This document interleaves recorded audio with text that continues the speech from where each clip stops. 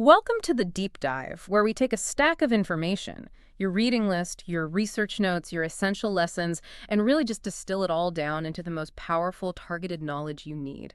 And today we're undertaking a deep dive into something just fundamental to human experience, time. Right. We aren't just looking at definitions, though. We are specifically unpacking a foundational vocabulary lesson. It covers, I think, 11 common idioms and expressions. Yeah, and a lot of them have this, this contemporary British English feel to them. They do, yeah.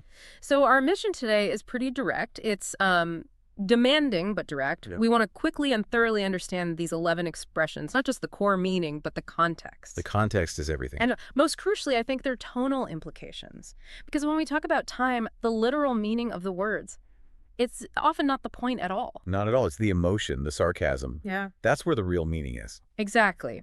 The overall benefit here, it's twofold. I mean, first, obviously, it's about building your vocabulary fast. For sure. Yeah. But it's deeper than that. It's about improving the subtlety of all four language skills. Speaking, listening, reading, writing, all of it. And there's a specific, really powerful benefit for listening and pronunciation that we just have to highlight right at the start. Oh, this is such a great tip. It's one of the best ways to rapidly integrate vocabulary. It's about listening to, say, an audiobook while you're also reading the physical book at the same time. Yes. This is a crucial linguistic shortcut. It really customizes your brain's ability to connect the visual look of an idiom or a word to how it actually sounds when someone says it. Right. It bypasses that frustration where you know a word on the page, but then you just can't recognize it when a native speaker says it really quickly. Exactly. That simultaneous processing, the seeing and the hearing, it links the sound to the sight in a way that just speeds up true mastery. So we're trying to give you that contextual knowledge today. So when you hear these phrases, your brain just connects it instantly to the real meaning, no matter how fast someone's talking. Because time is universal. But the specific ways we phrase things like urgency or delay, opportunity, that reveals so much about culture. So true. We're moving past just, information overload today and delivering those distinctions that make language sound native, natural. Okay, let's unpack this. I think we should start with the idioms that are really rooted in social judgment and irony. Oh, yeah. Where these time expressions become these, surprising tools of wit and sarcasm. This first group is maybe the trickiest for a language learner because the explicit meaning of the words is so often just completely flipped. Inverted, yeah. By the implicit sarcastic tone. It's where communication becomes this tightrope walk between what's literal and what's ironic. Okay, so let's start with a classic one that really acts as a kind of sarcastic shield. Not born yesterday. Right. So if you imagine the literal meaning for a second, to be born yesterday, that means you're an infant. You're completely inexperienced. Naive. Easily fooled. Exactly. The idiom leverages that image of just total innocence. But the real value here, and this is the critical nuance for you, the listener, is that this expression is almost always used in the negative. I was not born yesterday. And it is just steeped in irony. It functions as this immediate verbal shield. What do you mean by a shield? It's shorthand for saying, I'm experienced enough to see what you're trying to do here, this manipulation. And frankly, I find it a bit insulting that you even tried. Right. So it saves you the energy of having to explain why you think they're trying to trick you. Yes, you're asserting your wisdom through this piece of, cultural common ground. So our sources pointed out two main ways this is used. First is the rhetorical sarcastic question. Do you really think I was born yesterday? What's the key difference between asking that and just saying, I don't believe you? That is such a critical distinction because the idiom adds layers.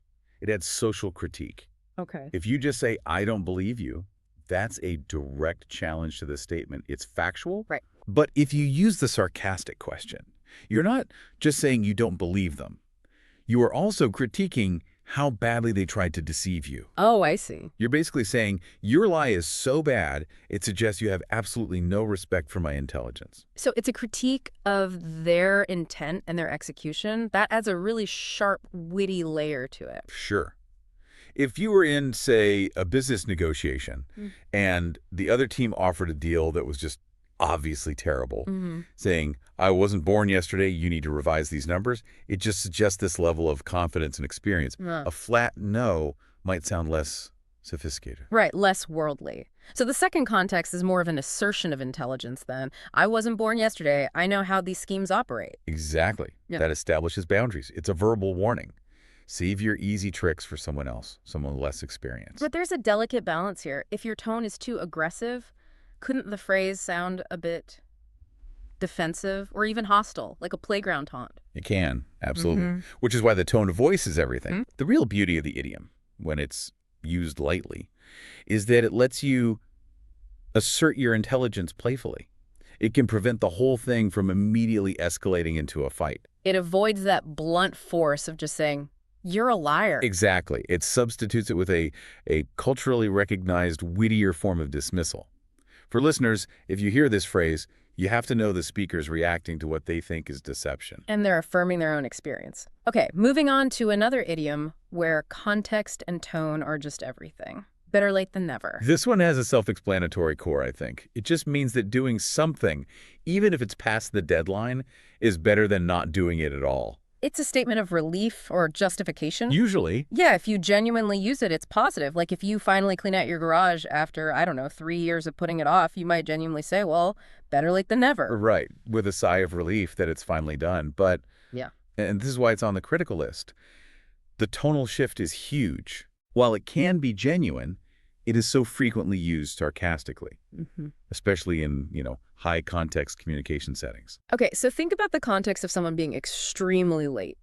You've been waiting for a colleague to deliver a crucial slide for a presentation for hours. Oh, yeah. The whole meeting is in jeopardy. And when they finally walk in, you might say, with this big pause and an exaggerated sigh, well, better late than never. You are definitely not offering comfort there. No. You're using the phrase to mock the very idea of it. You're implicitly saying, you are so incredibly late that this phrase barely even applies, and you have inconvenienced me greatly. So the words are identical to the genuine expression. Identical. But the tone transforms it into this exasperated critique. Which makes listening for that tone and context absolutely vital. The same string of words can mean two completely opposite things. Genuine relief versus just pure annoyance. And this also subtly reflects the high value we place on punctuality in a lot of cultures, right?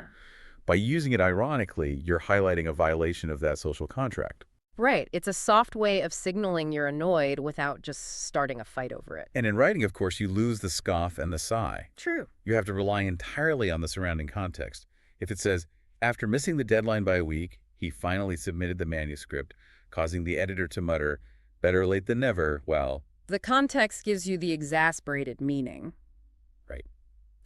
Okay, our third idiom in this section deals with repetition and the psychology of hope, I guess.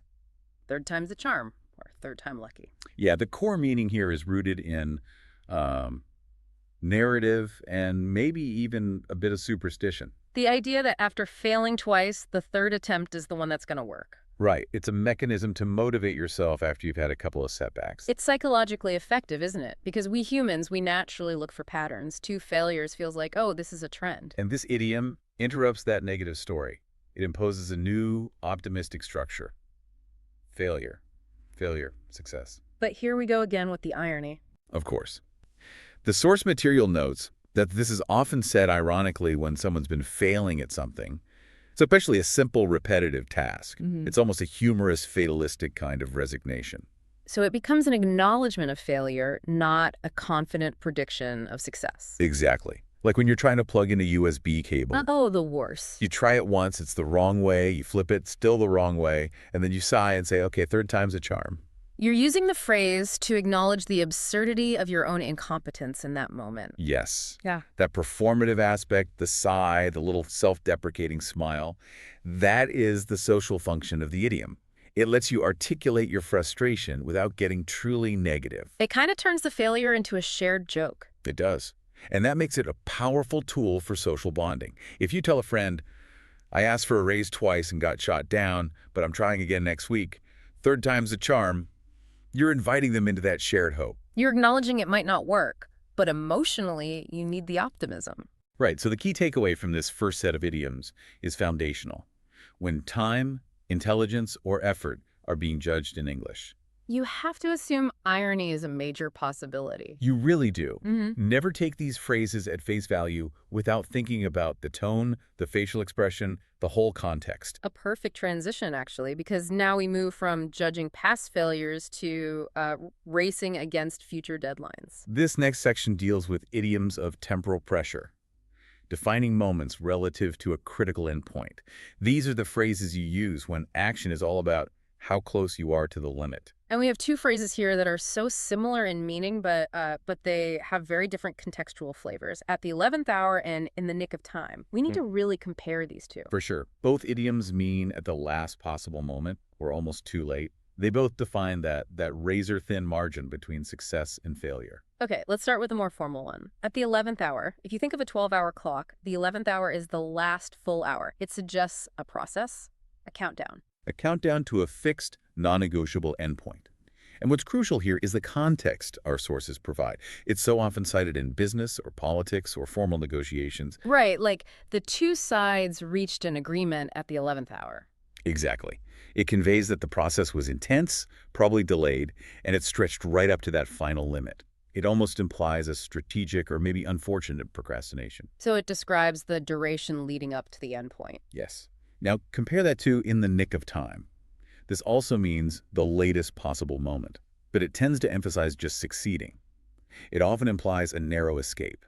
The nick itself, Yeah. right, it suggests a tiny notch or cut, a minuscule sliver of time. It does, and the examples are usually very personal, very kinetic. I made it to the bus stop in the nick of time.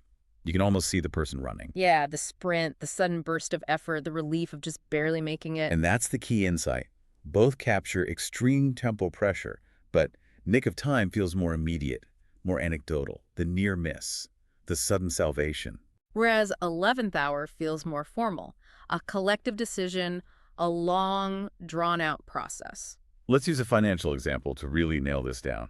If a company restructures its massive debt right before going bankrupt. That's resolved at the 11th hour. It's formal, complicated. Exactly. But if an IT engineer uploads a critical patch to a server, like 2 milliseconds before a system-wide crash. That patch was deployed in the nick of time. Perfect. It's immediate, reactive, and it describes the extreme brevity of the time remaining. Knowing that subtle difference lets you choose the right idiom for the right situation. Okay, next we have a really dynamic one. It turns time into an actual opponent to beat the clock. This one just immediately visualizes a competition, doesn't it? Totally. The core meaning is to successfully finish something before the time is up, before a deadline. And this is where that competitive context from the source material is so helpful. It says it's often used for game shows or challenges where time is a visible factor. Yes. You can picture the contestant frantically trying to solve a puzzle as the seconds tick down on a big screen. That visual of the ticking clock is essential to the feeling of the phrase. It's not just about meeting a deadline. No, it's about conquering the time constraint itself. It's about showing you have superior control under pressure. But it goes way beyond TV studios. I mean, think about a parent trying to get two small kids dressed, fed, and out the door for school. Oh, they are absolutely trying to beat the clock at that school bell. It introduces this competitive urgency into a totally mundane task. And it has a strong psychological impact. Yeah. By framing a task as a race against time, it can actually motivate you. It enhances your focus. It turns a chore into a challenge. And you get that little satisfying win when you do it with seconds to spare. So relatable. Any situation with a countdown, real or imagined, fits this phrase perfectly. Okay, finally, in this urgency section, we come to an idiom that carries more weight than it seems. It's often used to signal impatience. It's high time. The straightforward definition is just, it is the correct time to do something. Yeah. But this is where the aha moment for the learner is. The real nuance. The deeper meaning is that it's the right time, but it's actually past the appropriate time. The action should have happened sooner. And that's a crucial distinction. It injects the subtle but firm element of impatience or critique into the statement. It really does. So we have to talk about the social risk here. If you use "it's high time," you are implicitly pointing out a failure of timing by someone, right? Yeah. Even if it's yourself. There's absolutely a risk. It's why the phrasing is so important. If you say, it's high time that the sales team did something, the blame is really focused. It can sound passive-aggressive. Especially in an email. For sure. But if you use the "for us to" construction, it's high time for us to upgrade our security, You're taking shared accountability. It becomes a motivational call for collective action. Right. It acknowledges that we've all been dragging our feet. It's a polite but firm expression of overdue action. If you say, it's high time we met to talk about this issue, you're signaling that further delay is unacceptable. So the language is polished, but the temporal judgment is strong. This isn't just about scheduling. It's about correcting a past mistake of procrastination. And this whole group of idioms really shows how timing in English can be highly judgmental. It's a powerful tool. Now we shift gears a bit, from deadlines and judgment to perception, how we describe the subjective experience of time passing. This section looks at the psychology of time. We all know that, an hour is an hour, but our perception of it, that definitely changes, and language gives us the tools to talk about that. Let's start with one of the most universally recognized perceptions. Time flies. So simple. The core meaning is just that time passes incredibly quickly. But the full expression, time flies when you're having fun, gives the essential context. And the source material was so right to stress how true this is. When we're deeply engaged in something or joyful or in a state of flow, our conscious mind just isn't watching the clock. You're focused on the experience, not the duration, so the passage of time feels like nothing. Yeah, it's the linguistic validation of being immersed. You start a project you love at 10 a.m., you look up, and suddenly it's 3 p.m. Wow, time flies. It's usually said with this tone of pleasant surprise or maybe mild shock. Right. And it's also a powerful tool for looking back, for retrospective appreciation. You meet an old friend and you realize it's been 10 years. I can't believe it. Time flies. It's a way to articulate the shocking speed of life, often mixed with a bit of nostalgia. So for you, the listener, recognizing this phrase means the speaker is reflecting on a period of positive engagement or deep focus. It's always about time speed relative to a valuable, enjoyable use of that time. Okay, now let's contrast that feeling of acceleration over a long period with an idiom that describes speed in a much more near instantaneous way, in next to no time. This means in almost no time at all. Very quickly. And it's a great phrase to break down because the linguistic construction is the key to understanding it. The phrase next to here is a specific kind of modifier, right? It means almost or very nearly. Exactly. You see it in other contexts. I have next to nothing in my bank account means I have almost no money. Or a task is next to impossible. It's almost impossible. So in next to no time logically means in almost no time at all. It describes an event that happened with surprising speed. To the point of astonishment, the action happened so quickly that the time that passed was just negligible, way quicker than you expected. Let's use the source's example. Imagine you're starving and you order food delivery. If the driver shows up just minutes later, you might say, wow, that got here in next to no time. It emphasizes the shocking velocity of the event, whether it's positive, like that quick delivery, or maybe negative, like getting kicked out of a club you just got into. Right. Either way, the phrase communicates that the action happened with surprising speed. It's so much more evocative than just saying very quickly. You're adding commentary, you're expressing your subjective shock at how little time passed. Which makes the conversation much more dynamic. Okay, so moving from the very quick to the very long, in the long run. The meaning is straightforward, in the long term, or over a long period of time. But strategically, this might be the most important time idiom we cover today. It's all about patience and goal setting. It's foundational for endurance, isn't it? It lets the speaker acknowledge that things are hard right now. Frustrating, slow progress. But it simultaneously assures you that there's a valuable reward waiting in the future. The example from the source is perfect for our audience. Studying English grammar is hard, but in the long run, the payoff of fluency will be worth it. It creates that essential connection between the pain of the present effort and the success of the future outcome. And it's critical in so many other contexts. Investing, relationships. If a relationship has a difficult start but the partners stick with it, they might say, we knew it was hard, but we knew in the long run it was meant to be. It demands a kind of temporal discipline. When the immediate results are frustrating, invoking the long run forces you to adopt a broader scope. It shifts the focus away from minor immediate setbacks and toward that ultimate strategic goal. It's a phrase of patience and foresight. So this group of idioms, from the fleeting time flies to the enduring long run, it really shows how language helps us emotionally manage our relationship with duration. And now we have to address the finality of time. What happens when that temporal window just slams shut completely? irreversibly. We dedicated a whole segment to this one idiom because it's so powerfully metaphorical. It conveys this sense of irreversible loss. The ship has sailed. Its core meaning is absolute.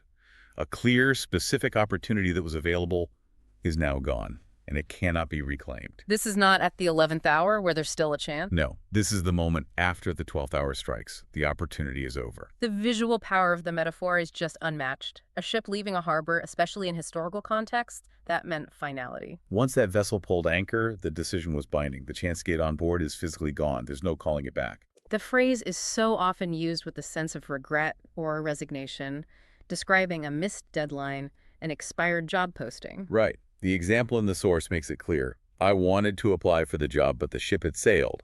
I missed the opportunity. That sense of finality is everything.